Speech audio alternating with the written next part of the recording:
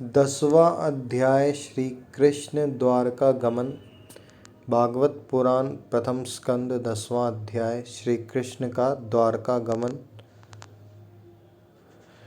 शौनक जी ने पूछा, धार्मिक शिरोमणि महाराज युधिष्ठिर ने अपनी पैतृक संपत्ति को हड़प जाने के इच्छुक आतताइयों का नाश करके अपने भाइयों के साथ किस प्रकार से राज्य शासन किया और कौन कौन से काम किए, क्योंकि भोगों में तो उनकी प्रवृत्ति थी ही नहीं।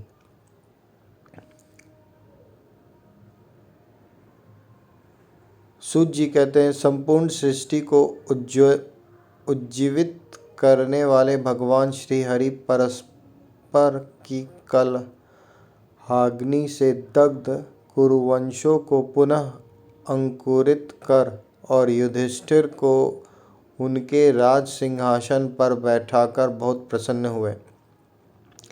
भीष्म पितामह और भगवान श्री कृष्ण के उपदेशों के श्रवण से उनके अंतःकरण में विज्ञान का उदय हुआ और भ्रांति मिट गई।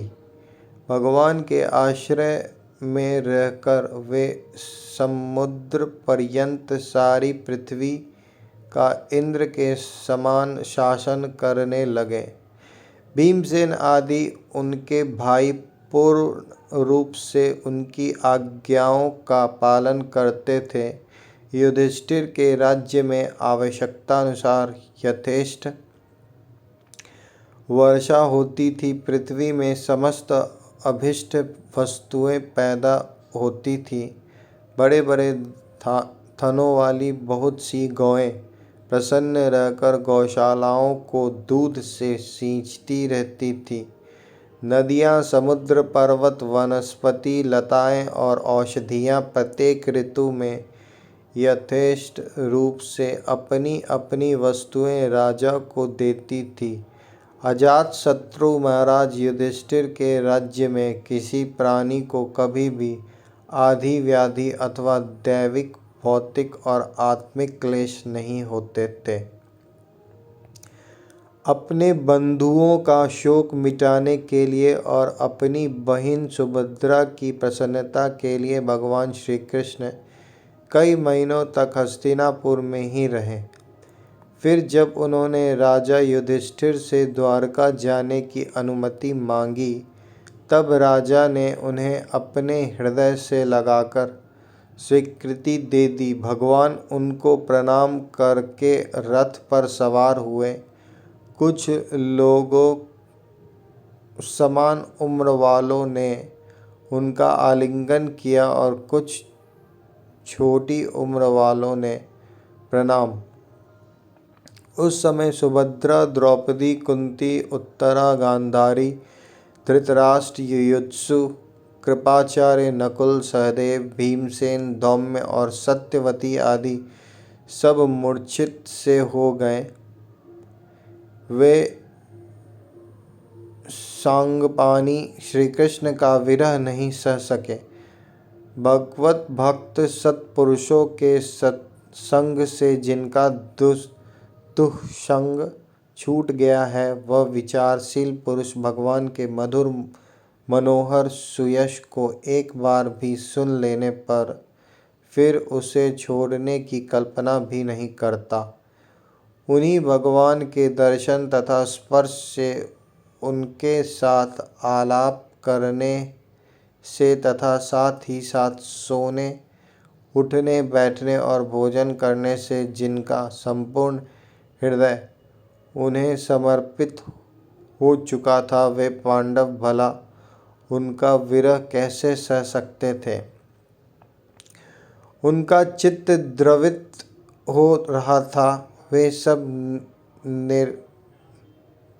निर्विशेष नेत्रों से भगवान को देखते हुए स्नेह बंधन से बंध कर जहाँ तहाँ दौड़ रहे थे। भगवान श्री कृष्ण के घर से चलते समय उनके बंधुओं की स्त्रियों के नेत्र उत्कंठावश उमड़ते हुए आंसुओं से भर आए, परंतु इस भय से कि कहीं यात्रा के समय अशकुन न हो जाए, उन्होंने बड़ी कठिनाइयों से उन्हें रोक लिया। भगवान के प्रस्थान के समय मृदंग, शंख, भेड़ी, वीणा, ढोल, नरसिंगे, धुंधुड़ी, नगाड़े, घंटे और दुंदुभियाँ आदि बाजे बजने लगे। भगवान के दर्शन की लालसा से कुरुवंश की स्त्रियां अटारियों पर चढ़ गई और प्रेम, लज्जा एवं मुस्कान से युक्त चितवन से भगवान को देखती हुई उन पर पुष्पों की वर्षा करने लगी। उस समय भगवान के प्रिय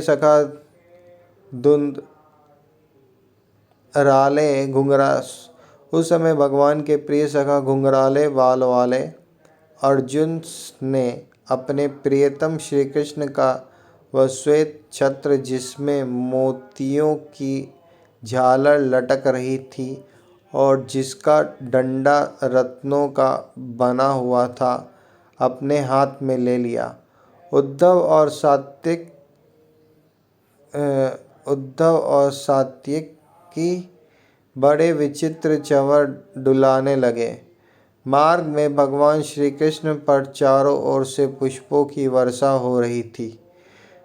बड़ी ही मधुर झांकी थी। जहाँ तहाँ ब्राह्मणों के दिए हुए सत्य आशीर्वाद सुनाई पड़ रहे थे।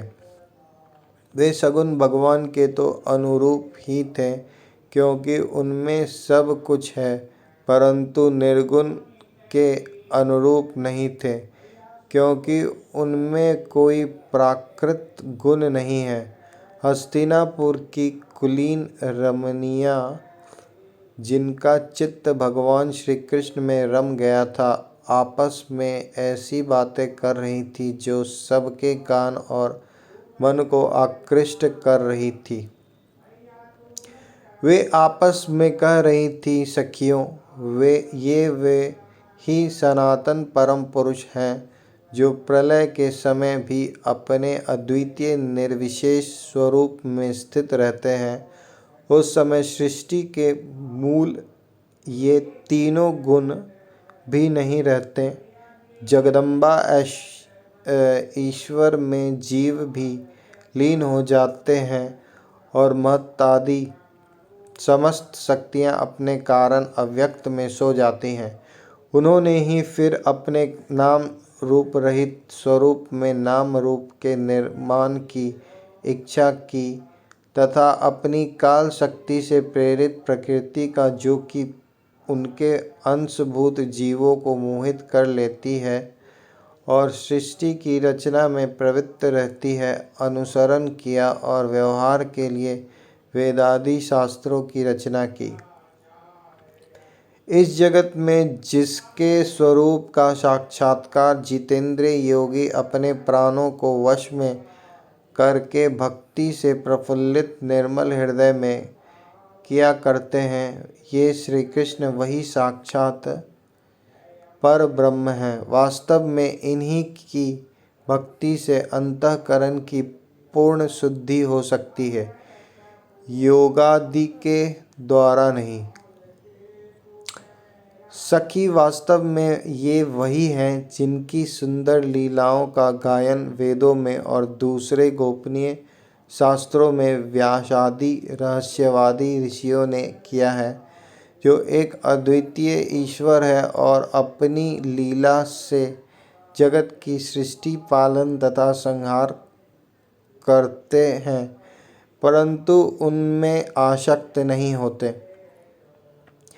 जब तामसी बुद्धि वाले राजा अधर्म से अपना पेट पालने लगते हैं, तब ये ही सत्व गुण को स्वीकार कर ऐश्वर्य, सत्य, ऋत, दया और यश प्रकट करते हैं और संसार के कल्याण के लिए युग युग में अनेकों अवतार धारण करते हैं अहो, यह यदुवंश परम प्रशंसनीय है, क्योंकि लक्ष्मीपति पुरुषोत्तम श्री कृष्ण ने जन्म ग्रहण करके इस वंश को सम्मानित किया है।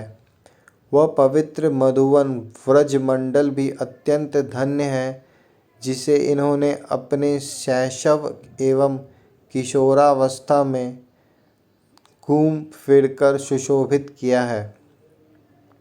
बड़े हर्ष की बात है कि द्वारका ने स्वर्ग के यश का तिरस्कार करके पृथ्वी के पवित्र यश को बढ़ाया है।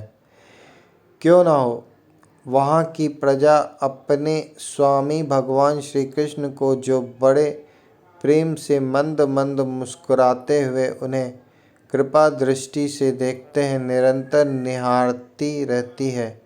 सखी, जिनका इन्होंने पानी ग्रहण किया है, उन स्त्रियों ने अवश्य ही व्रत, स्नान, हवन आदि के द्वारा इन परमात्मा की आराधना की होगी, क्योंकि वे बार बार इनकी उस अधर सुधा का पान करती हैं, जिसके स्मरण मात्र से ही व्रज बालाएं आनंद से मूर्छित हो जाया करती थी।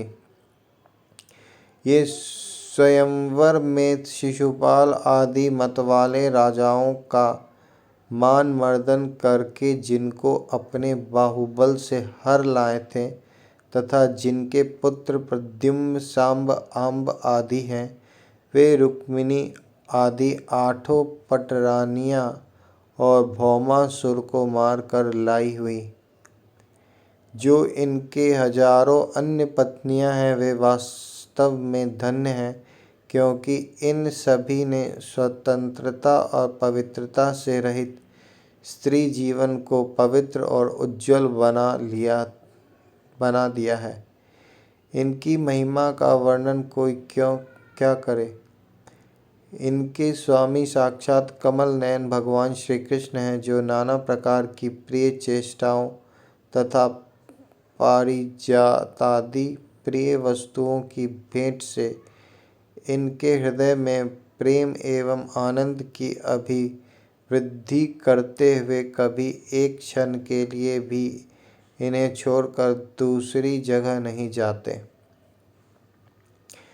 हस्तिनापुर की स्त्रियां इस प्रकार बातचीत कर ही रही थी कि भगवान श्री कृष्ण मंद मुस्कान और प्रेम पूर्ण चितवन से उनका अभिनंदन करते हुए वहां से विदा हो गए। अजात शत्रु युधिष्ठिर ने भगवान श्री कृष्ण की रक्षा के लिए हाथी, घोड़े, रथ और पैदल सेना उनके साथ कर दी। उन्हें स्नेहवश यह शंका हो आई थी कि कहीं रास्ते में शत्रु इन पर आक्रमण न कर दे। सुदृढ़ प्रेम के कारण कुरुवंशी पांडव भगवान के साथ बहुत दूर तक चले गए। वे लोग उस समय भावी विरह से व्याकुल हो रहे थे। भगवान श्री कृष्ण ने उन्हें बहुत आग्रह करके विदा किया और सात्विक, उद्धव आदि प्रेमी मित्रों के साथ द्वारका की यात्रा की। शौनक जी, वे कुरुजांगल, पांचाल, सूरसेन, यमुना के तटवर्ती प्रदेश ब्रह्मावर्त, कुरुक्षेत्र, मत्स्य, सारस्वत और मरुधन देश को पार करके सौवीर और आभीर देश के पश्चिम आनर्त देश में आए। उस समय अधिक चलने के कारण भगवान के रथ के घोड़े कुछ थक से गए थे। मार्ग में स्थान स्थान पर लोग उपहार आदि के द्वारा भगवान का सम्मान करते। सायंकाल होने पर वे रथ पर से भूमि पर उतर आते और जलाशय पर जाकर संध्या वंदन करते। यह उनकी नित्यचर्या थी।